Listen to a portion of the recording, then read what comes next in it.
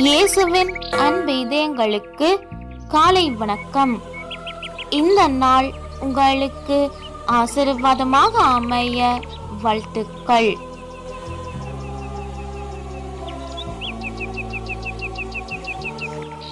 இப்புதிய நாளுக்கான ஆசீர்வாத இறைவசனம் மத்தேயு அதிகாரம் 15 இறை வார்த்தை 28.